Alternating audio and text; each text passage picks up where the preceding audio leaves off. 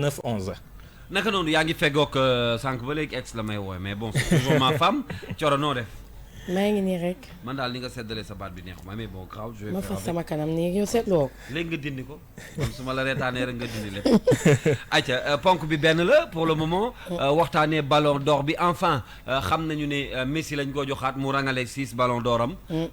yaakaar naa image bi rafetoon na trop. même Sadio Mané félicité na ko naka ngeen jàngatee situation bi. bon j'estime que surprise amu ci torop pour kuy suivre yëf yi ni muy doxee ak yenn saay yenn wax yi ni ñu ko doon yenn analyse yi da nga doon xam ni que surprise amu ci woon torop surtout que avant-hier amoon na benn liste bu jotoon a génn ñuy wax ni fuite la ou pas donc loolu taxoon na surprise amu ci torop man bi ma gisee Instagram ou am na fu ma ko gis Messi wattu ji ba rafet avant-hier laa ne yëf ya sotti na donc xam nañu ni moom moo ko jël et puis kenn du ci xëpp suuf wala kenn du nekk c'est pas mérité parce que ku ne xam nga itamit nag Messi taxawaay bi mu am ci football ci monde bi maintenant ku ñun ñëpp en tant que sénégalais en tant que patriote bu ñu sañoon Sadio Mané moom moo koy jël li ci am solo rek mooy yaafusul ba nga xamante ni nit ñi gàcce la ñu jëlee ci yëf yi parce que Kalz faut pas que ñu fàtte ni que Sadio Mané coow li moo bari nii mais bi mu ñëwee ci bi ñu ko ràññee ci football ak léegi yàggagul. donc bu ñëwee tey ci en si peu de temps macha allah bu ñu tuddee Messi tudd Cristiano Ronaldo tudd ko man je pense que sant yàlla rek moom moo ko war moom mais moom moo war képp koo xamante ne jege nga ko wala képp kuy sénégalais loolu benn la ñaareel bi mooy li nga xamante ne moom moo di Ballon d'Or dafay primer meilleur joueur bu toute une année maintenant am na ci statistique yoo xamante ni moom mën na fa nekk meilleur moom Sadio Mané mais am na ci yeneen paramètres yoo xamante ne bu ñu ko jëlee en compte ñeneen ñi dañuy koy jaay dañ koy daal di raw ku ci mel ni Messi donc man je pense que côté football amatuñu dara loo xamante ne mën nañ ko xaw a reprocher Sadio Mané peut-être bëgg rek mu gën a boot équipe nationale bu Sénégal parce que daf ci am solo li ma sama benn waaye ne ma li ko xañ démb raté ay penalty ci la sur un ton taquin et tout donc yooyu yëpp c'est des choses yu muy travailler waat mais leneen lu Sadio Mané di travailler waat Kalzi jàpp naa ni image am ci lay bokk parce que bu fekkee ni Sadio Mané il fait bonne presse dégguñu ko ci benn scandale am na yar am na diine ak yeneen dafay baax itamit ñi nga xamante ni ñoom ñoo ko jege di yëngu ci wàllu communication moom ñu saytuwaat bu baax liggéey bi ba Sadio Mané mën a décrocher ay contrat yu mag bu ñuy wax ci wàllu publicité mën a am ay contrat yu mag ak ñi nga xamante ni ñoom ñooy solal joueurs yi ak yeneen parce que quand même football business la en dehors de mu nekk li nga xamante ne moom moo di foo bu ànd ak xaalis donc business la et bu ñuy wax Ballon d'Or wala yenn trophée yu prestigieux yu am ci football yooyu noonu yëpp daf ciy bokk ba pare yooyu noonu yëpp daf ciy am solo donc j'estime que daaw su ma juumul il était 22e ren bu ñëwee ba bokk ci 4 premiers yi xëj na yenn failles yi nga xamante ne moom la ñu seetlu bu ñu ko liggéeyaatee bu baax du ñàkk année prochaine mu ñëw ak Ballon d'Or incha allah. waaw Kalz Thioro li moo xam na solo surtout ci côté image bi parce que je pense que aspect boobu yàggul dara def naa ci benn dossier jël ci ay journalistes sportifs ñu wax effectivement ne côté image am ak côté marketing comparé à Messi à Ronaldo et à Neymar entre autres lu mu war a gën a mën a travailler la même si dafa réservé même si il est calme loolu lu mu war a defaraat la parce que c'est très important mu defaraat image am parce que daf ci am solo surtout ci àdduna bi jamono ji fi ñu ci toll daf ci am solo bu baax a baax mais néanmoins li nga xam ne moo xew démb moom mënuñu lu dool di ko mettitlu lenn en tout cas moo ci positif à mon avis c'est que leer na ne Sadio Mané même s'il n'a pas remporté le Ballon d'Or gagné na li nga xam ne moom mooy xolu sénégalais et c'est pour man c'est une grande victoire gagné na xolu sénégalais parce que y a quelque temps bëriwoon na ay critiques yu doon dal ci kawam ba ñu ko doon tuddee Samba Alar il est passé de Samba Alar à Sadio suñu Ballon d'Or et je pense que loolu c'est une victoire boo xam ne à mon avis Sadio Mané tey boo ko fekkee fi mu nekk boo ko laajee lan moo la gënal entre gagner 50 ballons d'or et le cœur des Sénégalais sans doute la réponse va être mu gagner cœuru Sénégalais et je pense que loolu moo ëpp solo maintenant ce qui est du Ballon d'Or ni ko Thioro waxee c'est sans surprise seulement du ma ko xëy na je vais aller dans son sens ou argumentaire am mais dans un autre sens beneen sens bi mooy léegi leer na ci ñëpp ne distinction individuelle yi Ballon d'Or en particulier amul logique boo xam ne logique bu régulier la boo xam ne du koy suivre ndaxte ndaxte bu ñu xoolee ne Ballon d'Or li nga xam ne moom mooy tax nga gagné ko mooy performance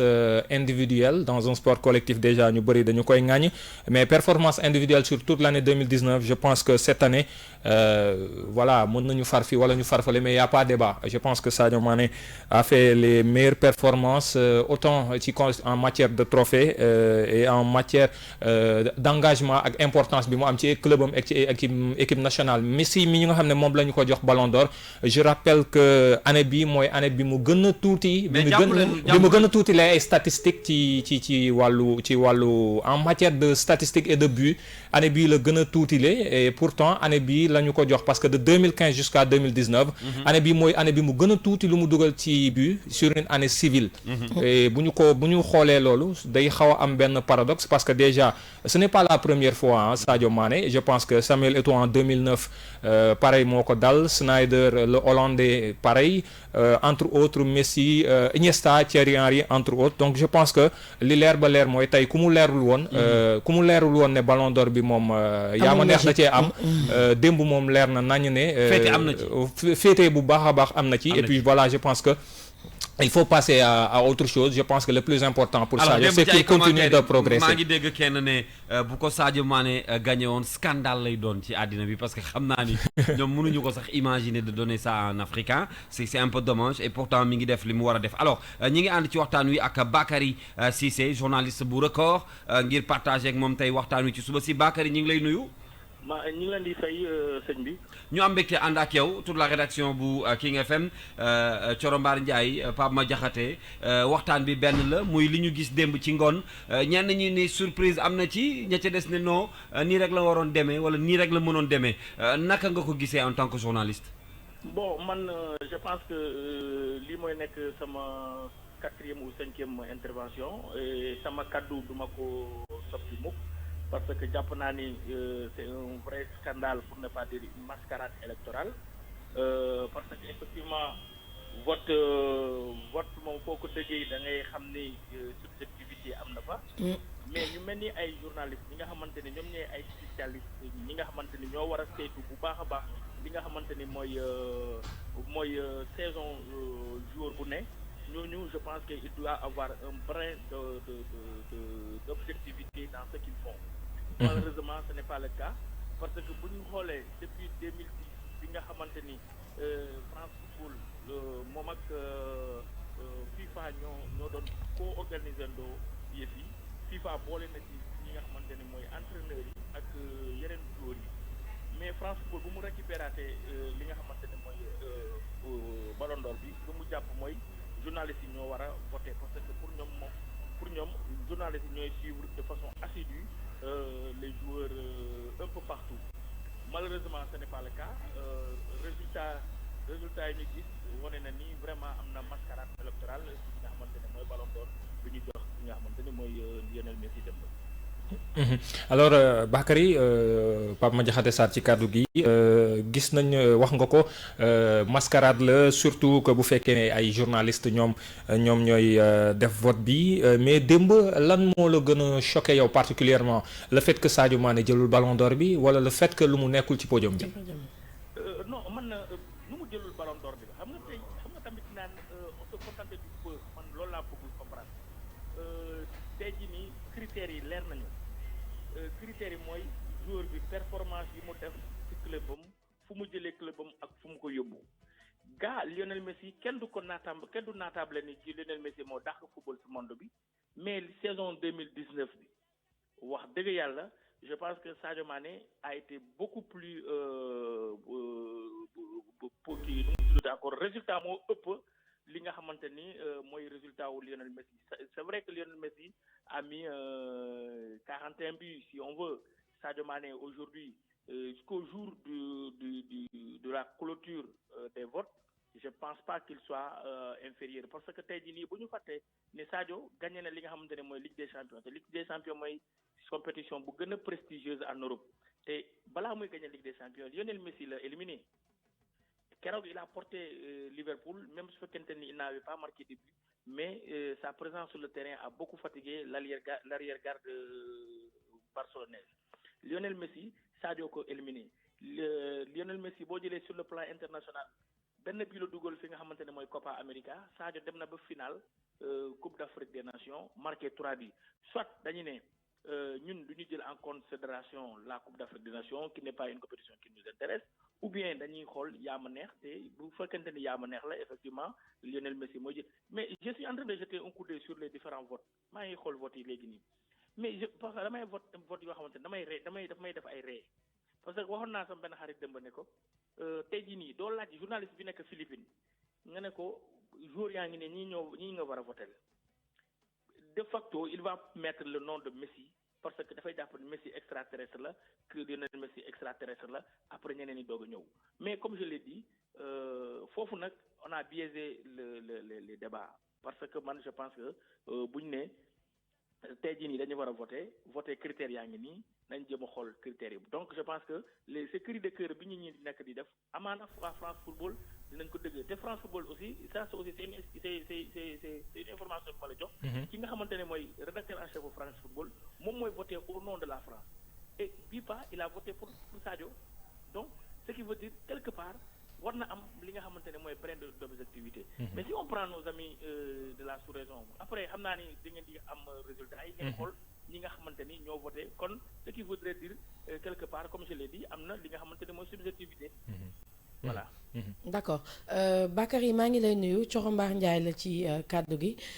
bu ñu déggee kàddu yi nga xamante ni moom nga yëkkati soriwul torop kàddu yi nga xamante ne moom la Habib Beye yëkkati démb ak ñeneen ñu bëri ñoo xamante ni ñaawlu nañu xëj na ni yëf yi doxee ci wàllu vote yi ak lu ni mel mais bu ñu jógee ci loolu noonu dañuy faral di wax ni itamit lu jëm ci wàllu communication marketing image yooyu yëpp dafay jouer ci li nga xamante ni moom moo di ci ballon d'or bi on a l'impression que Sadio Mané ci côté boobu dafa mel ni ku ci xaw a am blocage un peu am ñoo xamante ni tamit am na ci ñoo xam ne itamit ñaawlu nañu xëj na taxawaayu ñenn ci ay dirigeants yu Liverpool ak yu mel noonu jàpp ni xëj na ils n'ont pas mis la pression ak yeneen yu xaw a mel noonu bu ñu xoolee loolu noonu yépp tey Sadio Mané n'est pas sur le podium on est désolé de se contenter du peu mais à un moment donné itamit bu ñu xoolee bi mu ñëwee ak léegi dañu naan xëj na dinañu sant yàlla parce que mënoon na bañ a demee noonu ak yeneen lan nga yaakaar ni que la ñu war a xëj na gën a liggéeyaat ci côté Sadio Mané bu génnee ci terrain bi ndax am nañ yaqin ne terrain bi lu mu ci mën mi ngi ko ciy def te noonu lay continuer mais yeneen paramètres yi nga xamante ni wax nañ ko jël en compte yéen ñi nga xam ne yéen a ko jege wala képp kuy liggéey ak moom lan ngeen yaakaar ne loolu la ñu war a liggéeyaat pour Sadio Mané ba bu ñuy demaat ci ballon d'or du ñu am jeexi jaaxa ci mu jël ko. voilà Thioro donc abordé nga fi ñaari question yu am solo yi nga xamante ni loolu dafa important trop parce que tey jii nii boo xoolee nii naan Sadio n'est pas présent sur les réseaux sociaux il n'est pas il faut ngeen ñi xam tamit ku nekk am na ni nga mel c'est vrai que nous sommes dans le monde du professionnalisme mais nit ki noo mënta professionnel am na yow ni sa bopp ni nga mel te bëggoo àdduna du neex ba kenn changé la ko donc je me dis que tey jii nii boo gisee ñi naan Sadio Mané est-ce que c'est parce que il est présent sur les réseaux sociaux moo tax ñi naan Sadio Mané ou bien tey jii nii dañuy wax Sadio Mané parce que il fait de bonnes performances sur le terrain et je pense que loolu noonu deuxième aspect bi moo ëpp solo donc balaa tey ñi naan Sadio Mané il faut que bu ñu fàttee benn affaire bu ñu jógee Coupe d'Afrique Coupe du monde 2018 am na ñu bëri ñu doon wax Sadio Mané ñi ko doon tuddee ba àllar parce que nee nañu Liverpool lay joxe du joxe équipe nationale mais tey jii nii tendance yi changé na Sadio dafa mel ni tey jii sénégalais yi ko gën a bëgg sa boppam donc ce qui veut dire quelque part que effectivement lu ñu doon wax ci image am commencé nañ ko defaraat bu baax parce que tey jii nii doo tudd nit ki te pourtant nekkul di def ay performance am na équipe am na joueurs yu bëri yi nga xamante ne ñoo fi jiitu Sadio Mané ñoo ko ëpp sélection mais tey lu mu nekk di def en équipe nationale et en club ñooñu jotuñu ko def donc je pense que loolu c'est un autre débat je ne vais pas dire que c'est un faux débat mais ñi war a liggéeyal Sadio li nga xamante ni ñooy liggéey communication ñu ngi koy def maintenant ñoo xamante ni maîtriser wuñu ko mun nañ toog fenn fu ne wala ñi expliquer parce que Sadio y a une structure qui s'appelle SM10 Limited mooy mooy structure mooy boîte de communication bi nga xamante ne c'est basé à Londres moo ko gérer te ñooñu noonu ñu ngi def seen liggéey normalement maintenant quant à ce réseaux sociaux moom mais Sadio xaw ma ndax Thioro yow tu es sur les réseaux sociaux bu fekkente ni yaa ngi foofu bu baax di nga gis Sadio Mané am na compte Instagram am na compte Facebook am na gis nga xale yu am âge am lépp lu ñuy def du matin au soir mu ngi koy def te moo leen ëpp jot xam nga amaana ñu bëri xamuñu ni parce que il est timide et tout mais je te dis encore une fois tous les jeunes de sa génération lépp lu ñuy def du matin au soir mu ngi ci donc pour man loolu beneen affaire la léegi est-ce que dañu naan communication mais Messi il te fait une seule communication dans l'année Messi il communique moins sama ji yoon xam ngeen loolu Messi il communique moins kii nu mu tuddati Modric il ne communique pas du tout xam nga li ma la Cristiano Ronaldo s'il sort pour faire pour communiquer c'est pour raconter des conneries excusez-moi des bêtises parce que Cristiano Ronaldo il sort il dit je suis beau je suis jeune j'ai beaucoup d'argent xam nga li ma la donc comprendre nga donc s'il faut communiquer pour communiquer vaut mieux se taire parce que il y a am na benn maxime buy naan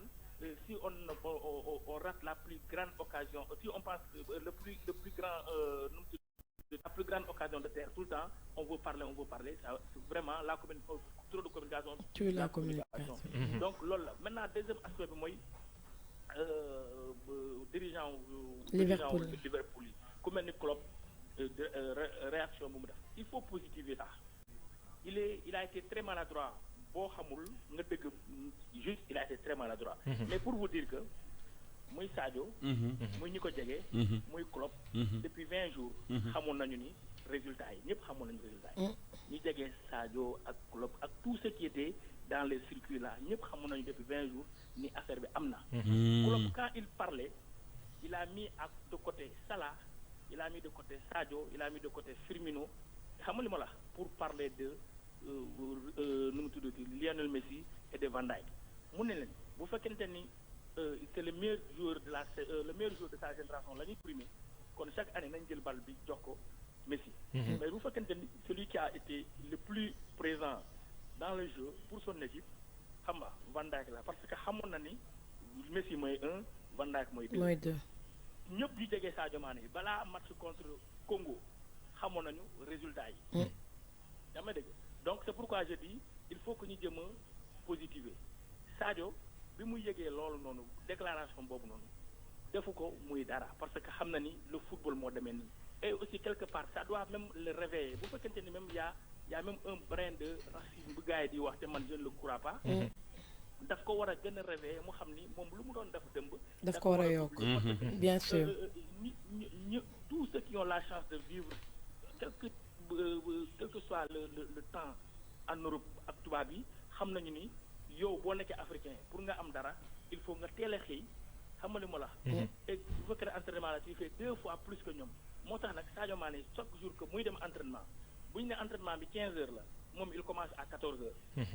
ñëw 15 heures ànd ak gars yi Sadio bu ñëwee équipe nationale bi Aliou Cissé ne entraînement 16h30 la 15 heures mu ngi salle donc loolu habitude la ci moom donc ce qui veut dire que tey jii nii bu egsee fi nga xamante ne foofu la toll tey da ko liggéey ce n'est pas du hasard da ko liggéey dëgg la donc loolooy wax macha allah Bakary ñu ngi lay gërëm bu baax a baax fàttaliwaat ni moom aussi ku jege Sadio Mané la on a reçu des infos parce que yi ñu jox ni dinañu permettre ñu xam un peu la réaction de Sadio Mané ginnaaw bi résultat yu génnee et puis dal na xel jeex na kon dinañ la xaar jërëjëf Bakary bu record moom mi ngi bokk ci groupe Futur Média mu mel ni comme ça ni mu ko waxee léegi Thioro Sadio préparé woon na mentalement psychologiquement xam na ni xëy na mbir mi nii la naroon demee qui veut dire également ñun fa ñu nekkoon ba tey fa la ñu nekk mooy affaire bi daal am na lu nekk ci suuf mais li ci am solo rek mooy comme l'a si bien souligné Bakary mooy que yëf yi daf ko war a davantage forger en caractère lépp lu mu am ci fulla ak fayda ak jom ak motivation mu yokk ko parce que bu ñu xëj na ñoom bu seen pexe juboon 4e bi sax du ko jël parce que noir la j'ai vu quelqu'un dire s'il s'appelait Maninho moom la ñuy jox ballon d'or bi Stéphane voilà effectivement donc c'est pour dire un peu que dëkku liñ naan nag bu ñuul boo ci amee soow mu weex da ngay daal di jël donc il évolue ci football ni ma ko waxee sànq football bi fi mu toll nii tembe business la qu'on le veuille ou pas loolu benn la ñaareel bi mooy fa muy nekk nag dëkku jàmbur la nekk donc bu amee jom ak ngor ak fulla ak fayda ak motivation bi war ba bu ñu nee bu ñu nee Messi ne Van Dijk ne Cristiano Ronaldo ne Sadio Mané ci peloton bi nga xamante ni moom la fi def donc dafay wane ni rek que moom amul dara loo xamante ne mi ngi koy ñàkk maintenant c'est un peu écœurant comme on dit parce que yenn saa yi du ñàkk yoo xamante ne moom moo lay metti mooy tax un peu nga pousser sa coup de gueule gis nañu réaction wu Habib Beye démb un peu partout même Diomansy Kamara voilà Diomansy Kamara parce que les gens n'en revenaient pas en fait mais comme a dit Bakary depuis certain temps ñun ñëpp wala ñu bëri ci ñun boog Pape Sarr keneen ak keneen kuy suivre ni football bi di doxee daf lay wóor ni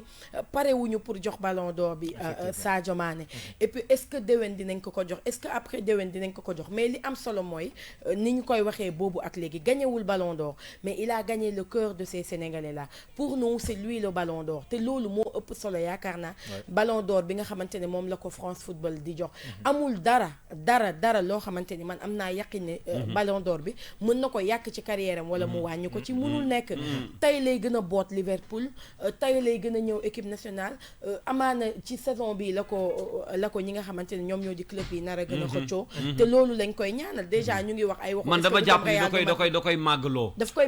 màggaloo Sadio Mané hier j'ai écouté ci réseaux sociaux yi ak internet bi réaction bu Sadio Mané ma tànn extrait bi pour ñu déglu ko. Salut à tous, c'est Sadio Mané. J'aurais aimé être là avec vous, mais malheureusement mon calendrier ne me le permet pas puisque j'ai un match ce mercredi. Et je dis bravo aux vainqueurs. On se donne rendez-vous l'année prochaine. J'essaierai d'être là et peut-être pour soulever le ballon d'or. Inch'Allah. À bientôt. Bye. Inch'Allah. Commentaire bi nag dañu koy def ak Père Abdoulaye Diaw qui est avec nous en ligne. Abdoulaye, Père ñi ngi lay nuyu. Commentaire bu wala réaction bu Sadio Mané démb bi résultat yi génnee ndax jotoon nga ko dégg. waaw jot naa ko dégg Sadio ci boppam était préparé presque comme on dit au podium parce que bon ils ont été certainement avertis avant la proclamation en public des résultats mais man li ma metti dëgg-dëgg ce n'est pas que amul ballon d'or bi non. waaw mais li ma metti dëgg-dëgg moo di troisième place am bi ñu jox Cristiano Ronaldo man loolu moom ci metti parce qu'au moins war na bokk ci podium bi que Messi devancé ko oui ça peut passer que Van Dijk jël deuxième oui ça peut passer mais Cristiano Ronaldo ne peut pas ak année bi mu def juste passer devant Sadio Mané dans le pire des cas est troisième man loolu moom ciy metti pas parce que gañewul ballon d'or bi mais parce que nekkul ci podium bi loolu moo ma metti. doyen Pape Madiakhaté Sarr ci kàddu gi ginnaaw bu ñu la nuyuwaatee gis nañu naqar bi nga xam ne sénégalais am nañ ko man benn côté rek laa la bëgg a laaj par rapport ak li nga xam ne moom mooy critère de vote yi gis nañu ne daal naka chaque année ñu am critère bu bees yi buñ ci yokk wala buñ ci dindi daaw gis nañ Modric jël ballon d'or bi et pourtant Messi a fait sans doute sa meilleure saison de sa carrière loolu ndax amoo ci jiixi jaaxa wala lan la lay inspirer le fait que chaque année critères yi di changer comme on aurait dit que voilà critères yi fixe ñu. gis nga affaire vote bi man hier j'étais surpris d'apprendre que journalistes yi ñooy voté j'étais surpris parce que il y a encore quelques années c'était et les journalistes et les entraîneurs. Les entraîneurs, oui. Les journalistes, non. À mon avis, journalistes yi waruñu voter. Gis nga loolu erreur bu rëy la. Pourquoi waruñu voter? Entraîneurs yi ñoo di les acteurs du football. Entraîneurs yi. Les entraîneurs sont sur le terrain matin, midi et soir toute l'année. Toute l'année, ils sont sur le terrain. Un journaliste n'est pas un spécialiste du sport. Erreur la. Le journaliste mën na dem defi leneen ba dajeek sujet bi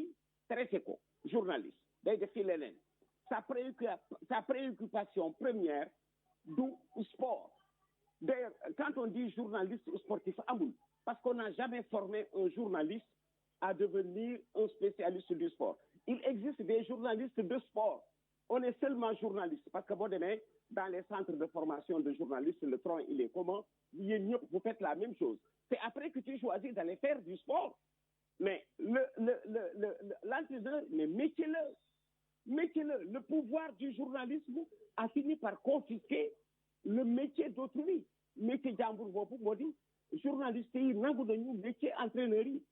journaliste yi waruñu voter seul entraîneur yi ñoo war a voter ñoom ñi nekk sur le terrain ngandum erreur la affaire boobu war nañ ci remédier évidemment c'est que boo demee dans les instances de décision que ce soit dans le monde que ce soit en Europe que ce soit en Afrique mais ñiy gérer football bi ne sont pas des produits de la discipline léeg-léeg dañuy militer quelque part ba se retrouver man j'ai passé dans un même hôtel à Khartoum def naa fa 5 jours avec les dirigeants de la CAF mooy bi ma CAF di distingué au Soudan ci cinquantenaire u football Afrique ci cinquantenaire u CAF pour service rendu au football ma bokk ak ñoom hôtel 5 jours mais dama ni yow ndekk ci ñii ñooñuy diriger ay ñu nga xam ne li ñuy def xamuñ ci dara Moussa gis secrétaire général bu nga xam ne ni papa ma ka nekkoon mu koy dimbali ba mu jug a nekk mais les non dirigeants attention ci ñuy diriger Joseph Antoine Bell l'avait dit et il a raison mos na ni un jour ou l'autre pour être un dirigeant wala même pour être président de fédération il faut avoir été un produit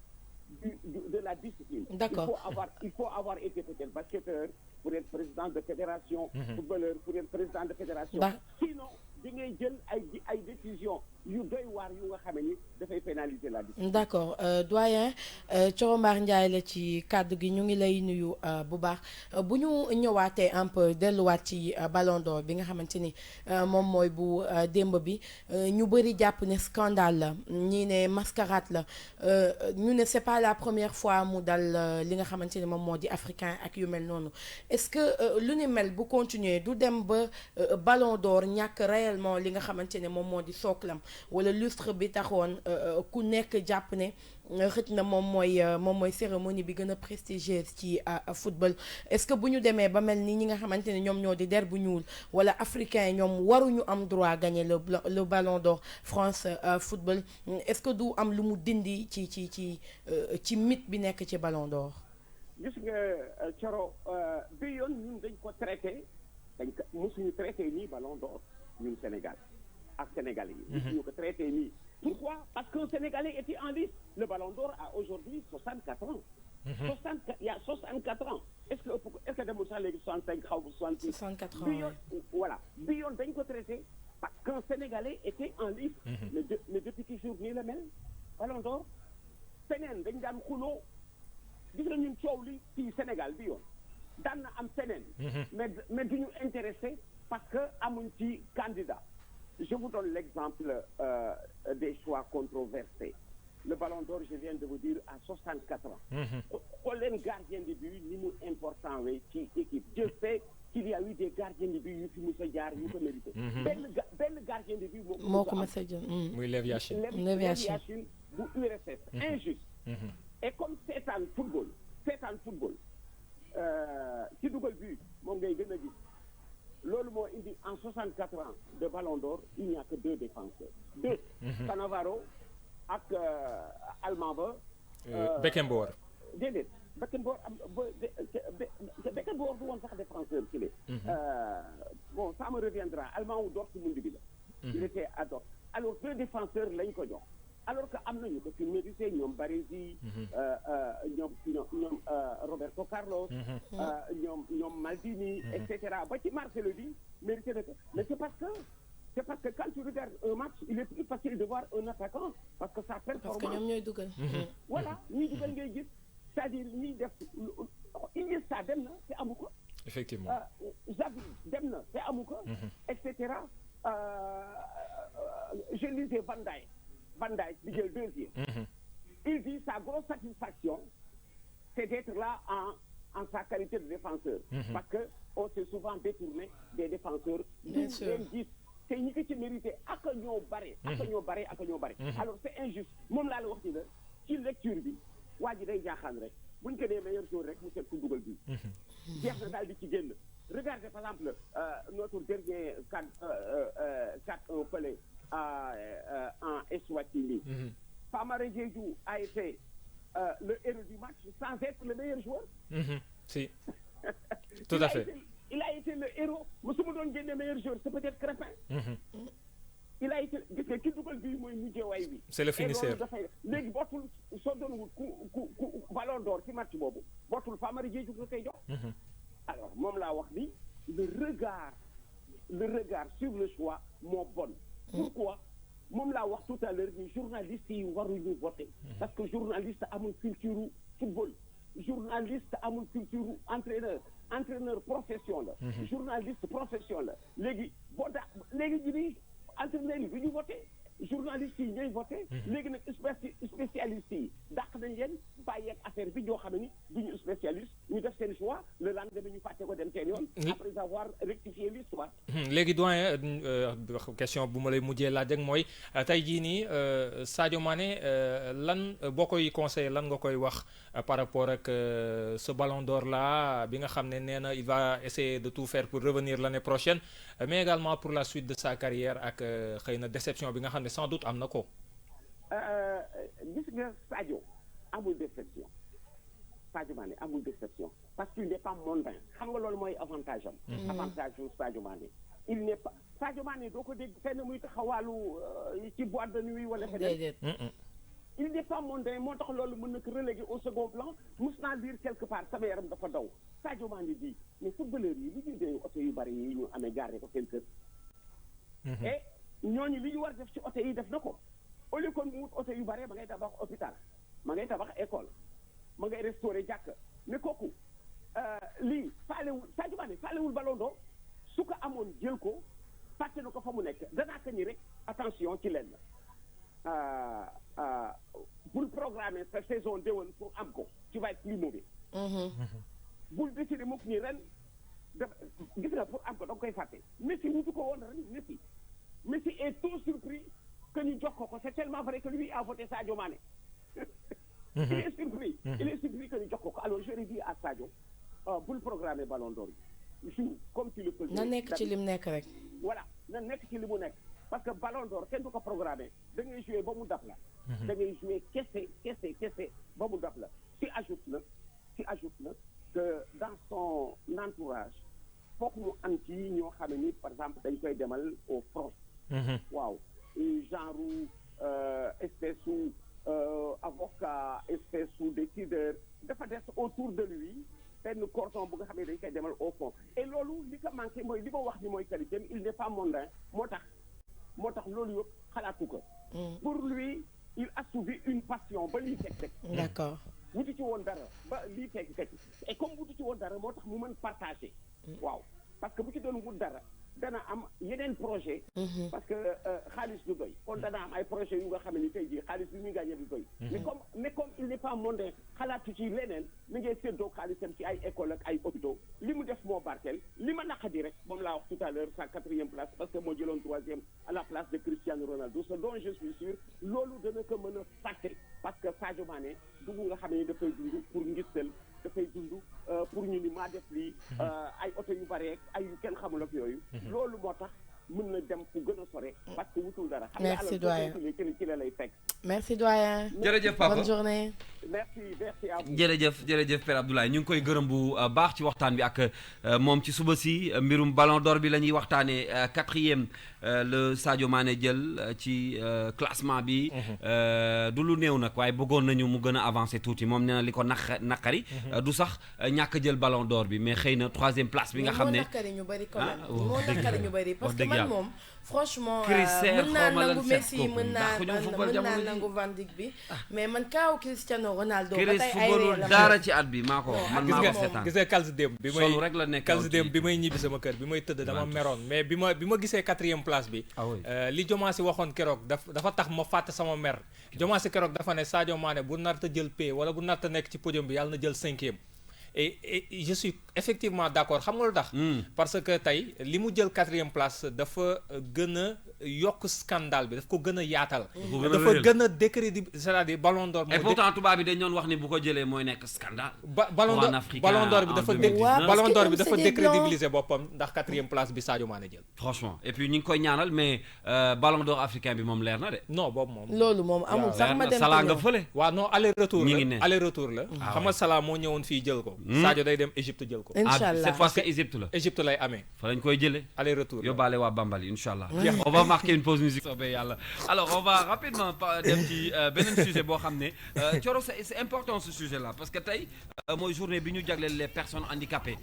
mu am ci nag ay jàmbaar yoo xam ne ku ci ne yaa nga ca waar wa am na ñoo xam ne xëy na it seen doole matewul ba des fois ñuy dund ay situation yu metti ñu leen koy sax teg bés yi nag bu jotee dafay baax ñu leen di bàyyi xel. bien sûr dañuy bañ sax ñu leen di woowee les personnes handicapées. dañuy faral di wax les personnes vivant avec un handicap. wala les personnes en situation de mobilité wala les personnes à mobilité réduite. wala les personnes en situation de handicap. parce que dañu jàpp ni que handicap. C'est dans la tête. Mental. Voilà, c'est mental. Du moment où la personne malgré li nga yenn cëram yoo xamante ne wàññeeku na ñoo gën a kale sax ñi nga xam ne dañu am benn handicap. ok mu ngi noonu. donc mentalement. voilà donc dañ ciy gis ñoo xamante ne malgré yenn manquement yu am ci seen ay cër. du tere ñu am lool jom. du tere ñu nangoo liggéey. du tere ñu nangoo jàng. du tere ñu ñàkk jëriñu. ak yeneen ak yeneen ak yeneen. donc ñoom la ñuy woowee les personnes à mobilité réduite ñoom ñi nga xamante ni ñoom ñooñu di dund ak waylaago maintenant dafay baax saa su nekk ñu amal taxaw seetlu ci seen situation Kals parce que bu ñu demee à l'étranger dañuy xam ni que ñoom lépp li nga xamante ne moom moo warloo ak ñoom foofu nguur yi dañuy fexe wàccoo ko ak ñoom ñun fii bu ñuy tabax duñ leen bàyyi xel bu ñuy xewle duñ leen bàyyi xel même dans les transports voilà même dans les transports duñ leen bàyyi xel te loolu dafa nekk loo xamante ni à un moment donné day écœurant dafay frustrant parce que nit ki yàlla mënu la teg xëj na nattu bi mu la teg ba pare ñi nga xamante ni itamit dañu am obligation parce que du lu ñuy ñaan nguur wala lu ñu leen di saraxu lu war la ci seen diggante ak ñooñu nga xamante ne dañu am handicap malheureusement la carte d'égalité des chances boobu ak léegi on en parle mais li nga xamante ne moom moo di jafe-jafe yi dafay wéy di continuer loolu di loo xamante ni ça doit être le combat de tous ñëpp ñoo ci war a jàpp ngir combat boobu le ñu mun koo amal ci ni nga xamante ne ni noonu la waree loolu mooy benn ñaareeli mbir bi mooy lii nga xamante ni moom moo di ñooñu noonu di dund ak handicapé wax naa ko sànq boo demee ca bitim réew amul dara loo xamante ni nit ñi seen cër mat ñi ngi koy am te ñoom amuñu ko donc bés yu mel nii bu amee neex na lool ñuy waxtaanee li nga xamante ni ween nit ñi nga xamante ni dañu am situation handicap nangam mais faut pas que ñu yemale ko ci benn bés foog bés bi bu jotee ñu toog waxtaan daaw fan lañ nekkoon ren fan lañu toll ana lan la ñu soxla ana lan la ñu war a def ana lan moo war a mën a ñoŋal seen nekkin je pense que lu important la am na solo Pama Diakhaté pour cette journée ni ko Thioro waxee mu bañ a yem rek ci ay wax waaw mu bañ a yem rek ci ay wax man gis na journée internationale la dernière fois bi ñuy def journée femme yi xaw ma enfant talibé yi la même chose laa la waxoon dama ne la war célibataire yi tamit exactement c'est-à-dire non yow wax nga bëgg a indiwaat journée yu mel nii warul doon ay journée yoo xam ne journée festive rek la fa war a yem c'est-à-dire warul ñu célébrer journée yi ñëw rek pour célébrer ko fecc kafoore waxtaan jël lépp taxañ dugal ci tiroir yi xaalaat année prochaine ñu defaat la même chose dafa doon ay journée yoo xam dañ ci war a taxaw année bu nekk day am thématique mais année boobu noonu à chaque fois thématique yooyu dañ ci war a taxaw ñu xool diggante daaw ak ren li ñu waxoon daaw war ko def ci at mi balaa moo ñëwaat lan lañ ci def lan moo ci des ak lan lañ ci war a gën a yokku ngir mu gën a mën a ñoŋ je pense que loolu dafay am solo mais à chaque fois j'ai comme l'impression que journée yi gars dañuy fooyee journée yi c'est-à-dire journée bi day ñëw ñu organiser fête pour man rajo yi def ci ay reportage pour man ñi ñu ko jagleel ci boppam ñoo war a bañ loolu c'est-à-dire ñoo war a bañ ñuy folkloriser si je peux utiliser utiliser ce terme li nga xam ne moo di journée yi ñu leen jagleel ñu koy def ay journée yoo xam ne dañu ciy toog réellement ñu xalaat mu ngi wax léegi carte d'égalité des chances tey suba damay déglu ci RFM ñu invité woon Yatma Fall muy seen président fii au Sénégal muy expliquer ne sur 1 million bi nga xam ne moom la ñu waroon def ci carte d'égalité des chances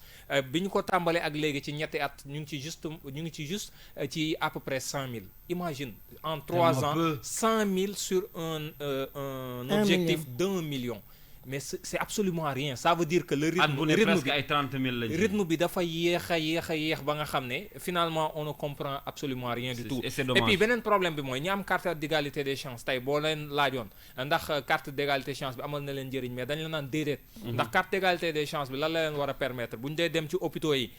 mbir mi gën a yomb ci ñoom bu ñu dee dem ci service administratif mu gën a yomb ci ñoom mais c'est absolument difficile finalement carte bi amul leen benn njëriñ par rapport ak li nga xam ne moo ko taxoon jóg ce qui veut dire que teg nañu benn mbir ngir ñoom mais amul suivi bi ci war ngir mu mën leen amal njëriñ comme li taxoon jóg ñu daal leen koy jox beneen problème bi mooy ñi ko amul moom man waxale ma sax seen mbir ñooñu moom tuddaguñu leen ndax ku yoragul ci carte moom mënagoo sax am le minimum alors tout un tas de problème mu ngi wax également léegi li nga xam ne mooy war nañ leen cee bàyyi xel ci école yeeg de plus en plus ak institutions yi ñu ngi leen di bàyyi xel ñu ngi gis ne day am ay rampe pour ñu permettre leen ñi nga xam ne xëy na ci ay pousse-pousse la ñuy nekk ñuy mën di yéeg ainsi de suite yooyu yëpp mu ngi am ciy def sport mais effectivement y a handisport am na donc président bi c'est tellement beau ça de les voir en activité donc c'est en fait dafa nekk loo xam ne dañ leen war a gën a jàppale boole leen ci en fait boole leen ne considérer leen vraiment comme ñoo xam ne c'est des personnes à part entière parce que en réalité handicapé pour man handicapé ce n'est pas dans ci xëy na loo manqué ci sa yaram mais pour man ñi handicapé dëgg mooy ñi handicapé ci xel te ñooñu yaakaar naa exactement ñooñu ñu ngi ci biir ñu ngi ci biir kër yi ñu ngi nekk ak ñun chaque jour au jour pour man ñooñu ñooy les véritables handicapés mais ñi ñuy woowee handicapé pour man du ñoom sax ñooy handicapé yi acca nañ leen bàyyi xel ci journée bi ñun dañ ci tànn benn jàmbaar joo xam ne xam naa bu ma ko tuddee yéen ñëpp seen xel non seulement day nostalgique mais dafa neex a dégg muy Pape Niang artiste moom la ñu def portrait tey fàttaliku ko ci li nga xam ne def na ko voilà moom ci wàllu musique et puis suñu borom muur ay gëtam waaye teewul mu nekk jàmbaar di liggéey bu am solo c'est un exemple on écoute le portrait bi nga xam ne defal nga ñu ko ñu dellu si waat. You can get it if you really want. Oh baby. Whenever I wake up. baat bi mën a fàttali ñi safoo di déglu musique bi di jazz baatu James Brown wala Ray Charles waaye baat bi baatu musicien sénégalais la bu wuyoo ci turu Pape Niang muy waykat batteur harmoniste Pape Niang bokk na ci musiciens yi gën a xarañ fii ci réewum Sénégal mu judduwaale doon silmaxa ci ak ndawam la bëggee lii di musique ginnaaw ba mu joué lii di harmonica teg ci di toppandoo ay kàngam ci wàllum jazz ak soul yu ci mel ne Ray Charles Louis Armstrong ak ñeneen ñu ni mel ci atum 1970 guitariste bi di Cheikh Tidiane Tall daal di koy dugal ci groupe bi di xalam Pape Niang ma nga amoon fukki at ak juróom kepp ginnaaw ba mu jaaree ci yeneen groupe yu mag yu ci mel ne orchestra Baobab ak xalam 2 mu génnee kasetam bu njëkk duppee ko saxal garab ci atum 1983 ci jàppandalu Henri Gulabert ci atum 1990 yi mu sos groupam bii di kuréel bi nga xam ne ak ñoom génnee na yeneen ñaari kaset xaleel ci atum 1992 ak jéem ci atum 2000 bu dee ne genre musical la Pape Niang bëri na yu mu cay def. Je suis un musicien de jazz, reggae, soul music, pop music, blues music, salsa music. Je joue toutes les musiques du monde. bokk na ci woyam yi ñu gën a xam muy bii mu duppee taar ak it bi muy sargalee kàngam bi ci woyum Sénégal mu di Xaar Mbay. wuy Adja Xaar Mbay ajaratu Xaar Mbay Adja Xaar Mbay ajaratu Xaar Mbay li ngay woy neex na lool li ngay musique neex na lool fi may yóbbu neex na lool la ñaanal jàmm ak salaam. ci atum 2010 yi mu tàmbali ay jéego ngir lancer ab projet bu ko ñor loolu te mu duppee ko handicapable. handicapable bi dañ ko def bon pour bëgg a xeex yaloon bi nga xam ne mu nekk ci mbedd bi. parce que bon fii defe naa ne joxuñu cër benn handicapé quoi fii loolu tax nag vraiment ñu def ko concept bi pour mën a xeex yalwaan bi ci mbedd mi. Pape Niang laago ga nga xam ne moom la judduwaale mësta doon ak ngànt ci moom ci musique bi muy def ndax loolee moo di firndeel dundam ak lenn rek li mu mën a wane àdduna wërngal këpp xarañteefam ci li muy def naka noonu it jaaree ca di ñaax nit ñi amee laago ni moom ngir ñu takku daal di góorgóorlu. ma jaxate fi nga ñu yóbbu tey moom ci suba si doy na waar et puis di ko ñaanal bu baax a baax a baax a baax Pape Niang moom artiste la ndaanaan la man daf may fàttali sama ay grand xam nga nag maa ngi bëgg a yàgg ci réew mi tuuti ay grand yoo xam ne ñoo ma daan jox may déglu benn grand bu ñuy wax Moussa Fall Moussa Thiom lañ ko doon woowee donc c'est lui qui nous moo ñu daan xam nga di ñu jox son yi ñuy déglu on était très jeune di ko déglu mais bon c'était de la bonne musique on a grandi avec sa musique Pape Niang di ko ñaanal gudd fan effectivement di ko ñaanal gudd fan ngeen dégg ko noonu mu doon jàmbaar mais surtout gis ngeen ko ci fin wu portrait bi muy wax ci projet boo xam ne da ko yëkkati ngir xeex wàllum yalwaan gi nekk loo xam ne souvent day doon problématique boo xam ne dañ koy gis ci ñi nga xam ne dañu amee laago te donte ne nag à côté am na Thiès je pense benn centre boo xam ne am na fa ay way laago yu fa nekk di jàmbaar doon ay jàmbaar di góorgóorlu di liggéey nekkuñu ci mbedd mi di tàllal loxo je pense que loolu aussi lu am solo la loo xam ne genre initiative mel noonu wala genre yu mel noonu dañ leen war a gën a jàppale et puis encourager les gens yi nga xam ne dañuy dund ak way ay laago ngir ñu bañ a nekk ci mbedd mi di tàllal loxo mais ñuy góorgóorlu di liggéey mais loolu aussi ñu war leen cee jàppale boo seetee sax thème mu 2019 bi loolu am na ci pàcc maanaam naka la ñu gën a mën a ñoŋalee ñoom seen pàcc seen bokk seen dugal loxo ci li nga xam ne moom la ñuy wooyee les programmes de développement durable horizon 2030 maanaam fexe lépp loo xam ne ay objectifs de développement durable ODD ñu leen di wooye ODD ay jàmbaar maanaam ay jéego yoo xam ne réew yi war nañu koo jox dox ngir mën a gën a jëm kanam ci bépp pàcc ñoom ñu boole leen ci bu baax a baax ñu gis ci seen bopp ndax tamit après tout ñun ak ñoom ñoo yem ay doomu aadama lañ donc il faut que ñoom tamit ñu leen di bàyyi xel bu baax a baax je pense que loolu am na ci solo journée bi tey la ñu koy màggal ci àdduna wërngal këpp mais Sénégal semaine la koy def semaine nationale la ñu organisé du 3 tey ba le 10 ngir mën ci def pàcc boobu ñu ko jox am na solo pendant une semaine te xam nga bu fekkee suñu borom dala teg benn laago bu nekk ci yow moo xam métti la ci loxo ci tànk ak fu mënti doon c'est une source de motivation en même temps c'est-à-dire que vu société bi ni ñu daan xoolee koo xam ne nii xëy na am na lu manqué ci moom dalay dem ba yow motivation lay mujjee doon ci yow ngir nga góorgóorlu te jàmbaar moom ci xol la ak dënn effectivement voilà boo amee xolu muñ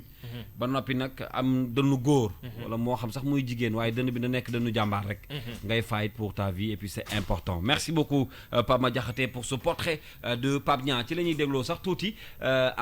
le son tard bu ko defee ñu doog recevoir nag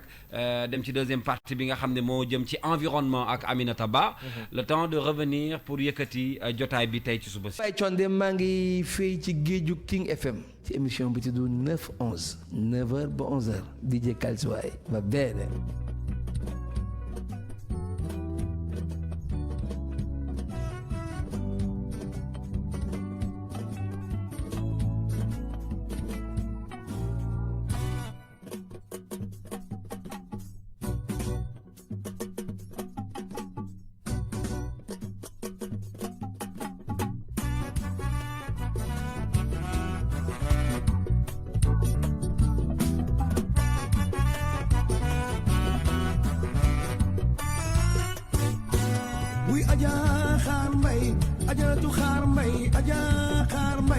ajaratu xaar mbay li ngay woy neex na lool li ngay musique neex na lool fi may yóbbu neex na lool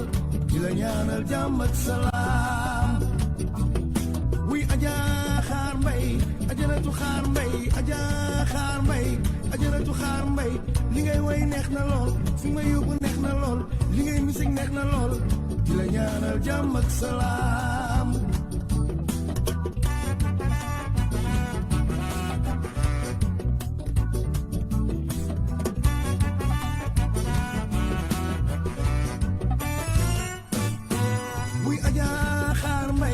ajaratu xaar mbay aja xaar mbay ajaratu xaar mbay li ngay woy neex na lool li ngay musique neex na lool fi may yóbbu neex na lool di la ñaanal jàmm ak salaam wuy aja xaar mbay ajaratu xaar mbay aja xaar mbay ajaratu xaar mbay li ngay musique neex na lool li ngay woy neex na lool fi may yóbbu neex na lool di la la ñaanal jàmm ak salaam.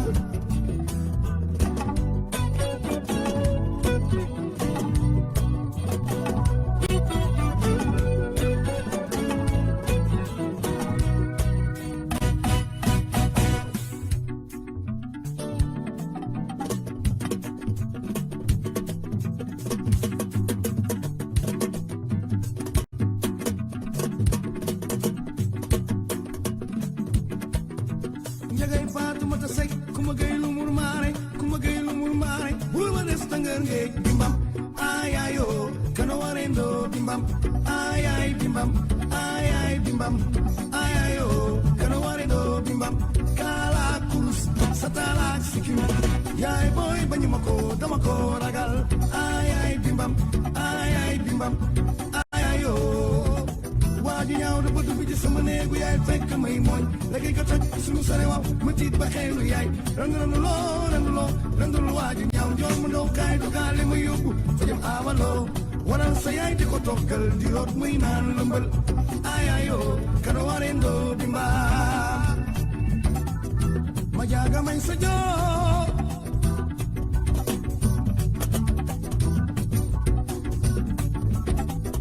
ma jaaga may sa joo mooy sa baay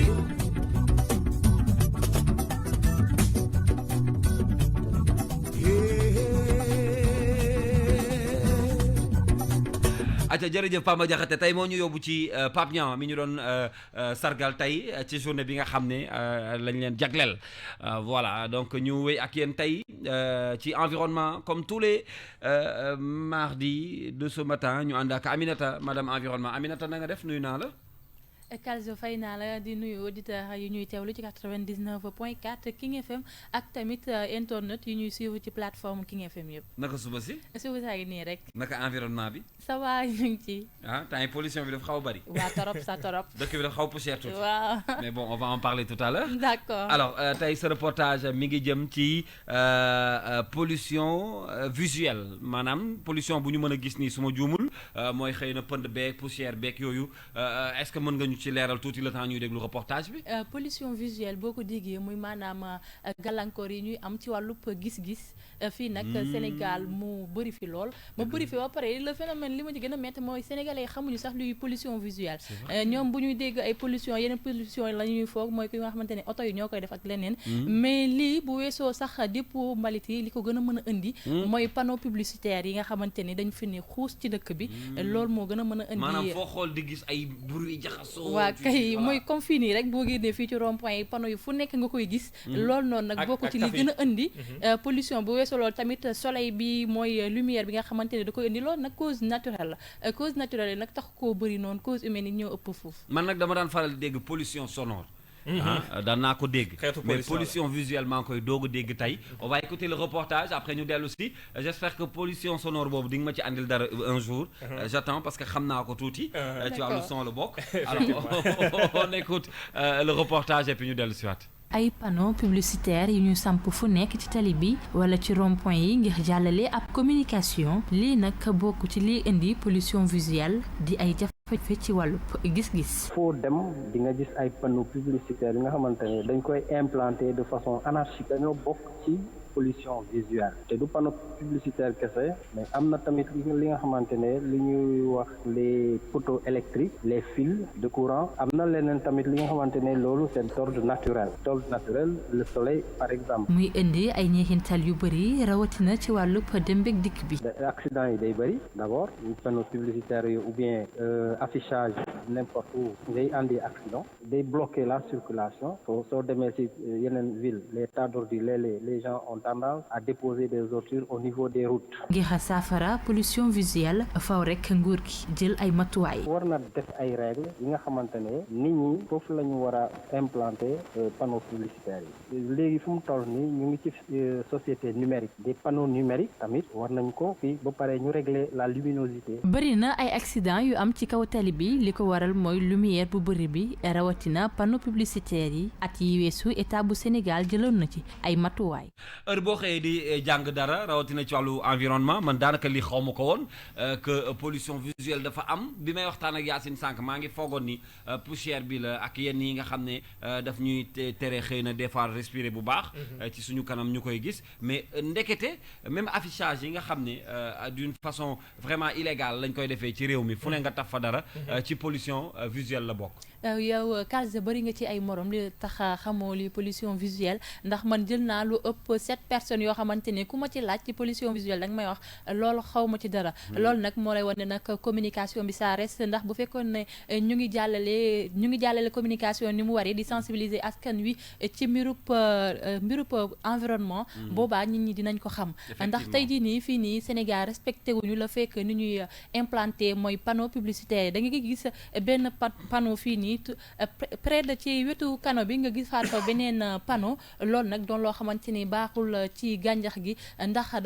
dañoo am règle boo xamante ni panneau yi moom la ñu war a def bu ñu sampee ni panneau bàyyi ay mètres soog a sampaat beneen mais fii nii ni mu mel Pape Sarr yaakaar naa ji gën a dayoo trop. jéggi na doyoo Kalz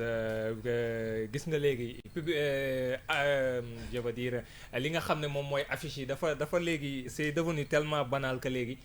ci tali yeeg mbedd mi ñàkkul ne chaque jour nga daal di romb ay këyit ñuy tafak ci panneau publicitaire yi ñoom des fois seen bopp wala ci miiru jàmbur yi wala ci yoon bi n'importe où loolu bokk na ci pollution visuelle parce que dañ ci gis koo xam ne day xëy rek jël ay mbiram taf mooy enseignants yi def ay cours de renforcement ak ñoomin seen wala ñeneen ñi nga xam ne ci yeneen la ñuy yëngatu wala ay aphrodisiaques yi voilà aphrodisiaques yaak ñoomin seen ay ñu faj leen exactement seen bopp loolu la ñuy taf ci dëkk et puis panneau publicitaire numérique yi nga xam ne des fois guddi gi lumière bi day fort ba nga xam ne mën na am sax problème gis-gis ci yenn ci dawalkatu oto yi ak danger bi nga xam ne moom moo ci nekk jotoon na sax indi ay jàppante parce qu'on se rappelle fii ci Sénégal am na mairie yu ci amoon problème ak yenn agence de publicité yi ndax ñi ñu doon non seulement dañ ko doon def te xëy na la ñu waroon sekkanteeg mairie ba defuñu ko mais également ci dimension beeg ci loolu am na loi boo xam ne pourtant mu ngi koy encadré boo xam ne mu ngi koy encadré fii au Sénégal depuis très longtemps mais dafa mel ne comme li daal yeneen loi yi rek moo ko dal respecté bi ak doxalee bi moom moo am ak gàkk-gàkk boo xam ne mën nañ ko ci nemmeeku souvent comme ni nga koy waxee c'est genre pollution la yoo xam ne comme pollution sonore également ñàkkul ne un jour nañ ci def dara dafa doon yoo xam ne nit ñi xëy na dañu ko xaw a ñàkkal fayda aussi mais c'est important mais c'est très très important ndaxte loo xam ne la du yoon et puis li nga xam ne moom mooy pollution visuelle bi ci taf yooyu noonu ñuy wax affiche yi dafa dugg ci cadre publicité te publicité dafa am lu ko encadré fii ci réewum Sénégal dafa am ay règlement ay charte mais dañu gis ne daanaka ak pëccëxoo moo ci nekk ku nekk lu ko neex lay def da ngay ñëw ba ci miiru jàmbur nga taf fay affiche yu ne gàññaaral et pourtant loi encadré na ko fii au Sénégal comme ci yeneen réew ci Afrique bi mais doxalewuñu ko mu doon benn sujet boo xam ne à mon avis c'est très important et aspect bi nga xam ne Aminata génnee na ko ci reportage am à mon avis xëy na benn aspect la mais am na yeneen aspect yoo xam ne ci li nga xam ne moom mooy pollution visuelle yoo xam ne amaana sax bu ñu ci gënoon dugg tu vas voir que ay mbir yu gën a graaw yu gën a doy waar mu ngi ci Aminata. en tout cas nañu ko moytu Aminata est-ce que ci côté santé dafa am danger bu ci am. waa am na ay danger ndax pollution visuelle tamit bu weesoo panneau publicitaire yi mais tamit dépôt d'ordures yi nga xamante ne dafay am ci yenn gox yi surtout nag ci banlieue bi loolu dafay indi pollution visuelle loolu te xam nañ ne dépôt d'ordures loolu baaxul ci suñu wér gu yaram loolu xam nañ ko mais man tamit damay wax tamit cause pollution visuelle mairie yi tamit am nañ ci responsabilité ndax mairie yi yow tey jii nii mairie yi ñoom lijjanti wuñu pollution li ñu lijjanti mooy kuy ñëw def publicité daal di koy jox xaalis gafa gi jox ko xaalis mooy loolu ndax panneau publicitaire yi dafa cher te da ngay gis léegi entreprise bu nekk presque chaque semaine mu changé taf daal di indiwaat beneen te loolu doon tamit dafay indiwaat tamit beneen ñeexintal ci wàllub ndax papier yooyu bu ñu fàttee garab lañ koy defaree léegi il faut ñuy dagg garab bi ngir mën cee def ay papier muy indi tamit comme ça sànq li Papa Madiakhaté Sarr wax ci mbirub circulation bi dafay indi ay accident parfois tamit ñu gis tamit ay panneau publicitaire yoo xamante ni dafay daanu te bu daanoo wóorul mën na daanu ci ay nit wala daanu ci oto te loolu yëpp daf ñuy indil ay gàllankoor yu bëri moo tax nag comme ni ko Papa Sarr waxee sànq loi bi nga xamante ne dañ ko fee tëral xamante ay at léegi am na 36 ans loi boobu noonu état bu Sénégal da koo war a génnee waat appliqué wuñ ko wala dafa non dañ ko appliqué wul dañ ko fee tëral bu yàgg am na léegi 36 ans ci ren gii ni may wax ak yow mais boobu ba tey appliqué wuñ ko te règle boobu dañ ko war a appliqué bu ko defee nag ñii publicité ñu mën a xam li ñuy def ndax lii nii am Sénégal rek la am amul beneen réew du ma wax sa européen mais fii nii réew bu mel ni Mali wala Côte d'Ivoire dafa am règle yoo xamante ne moom lañ tëral ba nga xamante ne panneau publicitaire bu nekk dafa am fu ñu ko war a samp ndax bu weesoo panneau yi fii nii da ngay gis tamit immeuble yi dafa dem léegi ba géej gi sax pour nga gis sax problème la te loolu yëpp day naxasaay daal suñu environnement. et pollution la boo xam ne comme ni mu ko waxee dafa et puis boo ci côté publicité bi gis nañu ne bu njëkk xëy na fii par exemple bu ñu jëlee exemple région de Dakar la plupart bu njëkk ba xëy na ville de Dakar moo doon gérer loolu ku bëgg def say affiche ak ñoomin seen mais gis nañ nag acte 3 de la décentralisation bi léegi maire yi seen bopp ñoom 19 communes yu nekk Dakar ku ci nekk yaay gérer sa bopp gis nañ maa ngi jox sànq un exemple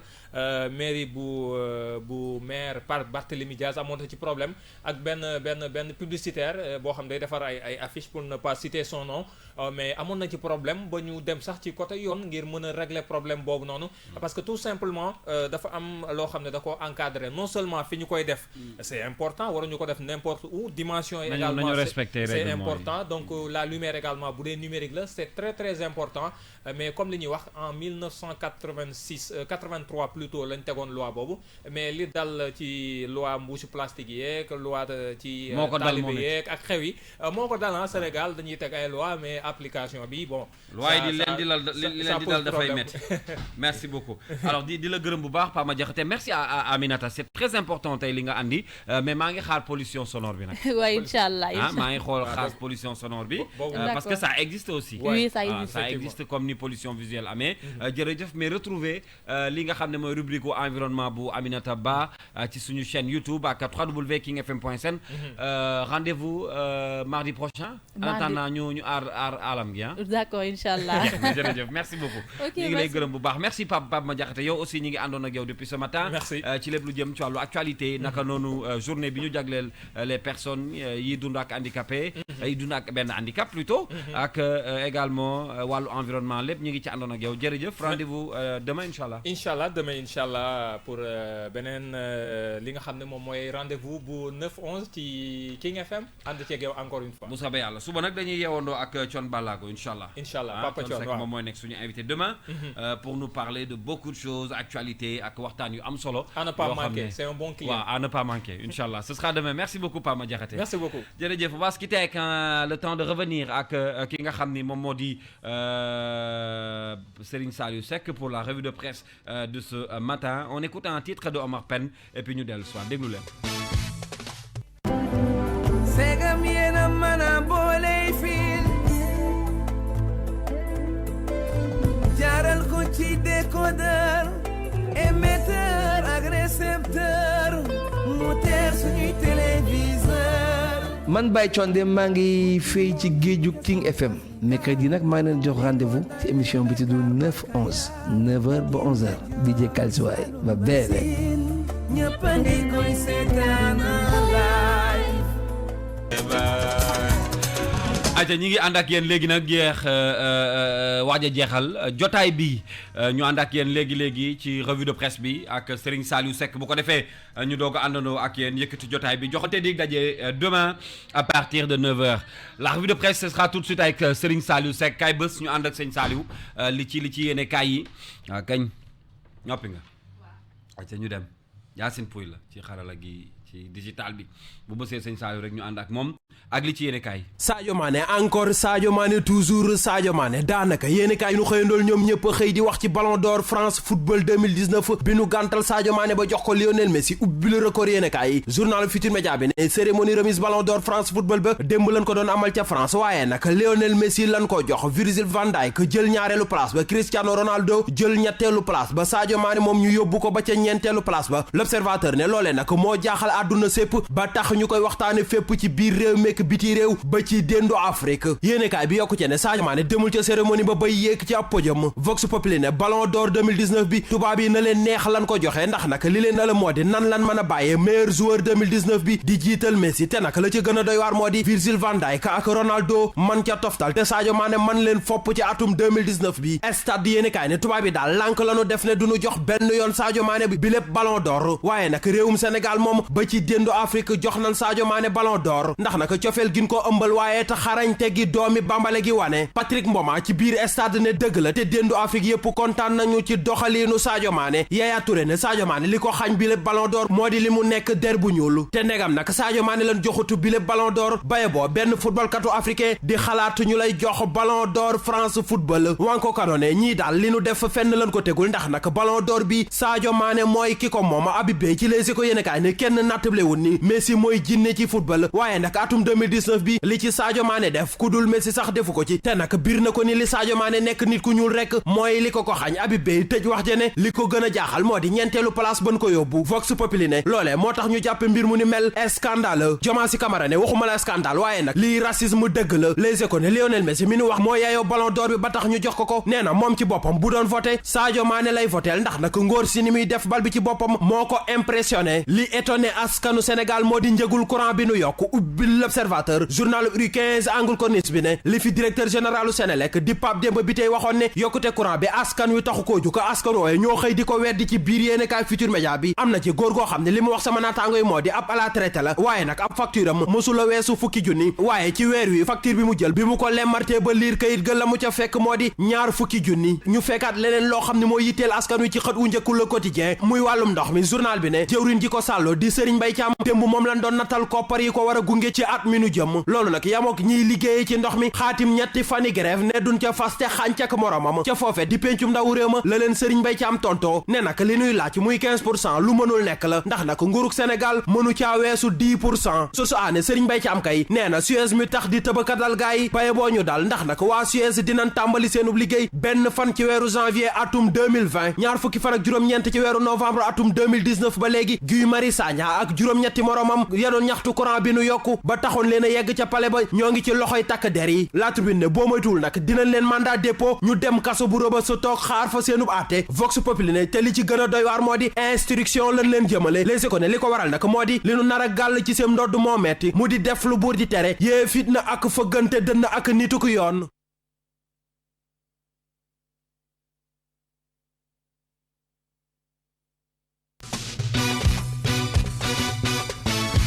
aca jërëjëf Serigne Saliou Seck ñu ngi koy gërëm bu baax a baax ci li ci yéenekaay yi la ñu àndoon ak moom moo buur jotaay bi le ñu fas yéene ànd ak yéen boor yi midi ci Midi Culture mooy jotaay xibaar bi gën a yaatu bi ñu leen di dégtal ci digg bëccëg gi bu soobee yàlla moom nag ak ajaratu Dior Mbodj ñoo koy seq bu ko defee ñu faram fàcce li nga xam ne préparé nañ ko tey ce matin ci wàllu xibaar ni ñu leen koy joxee beneen façon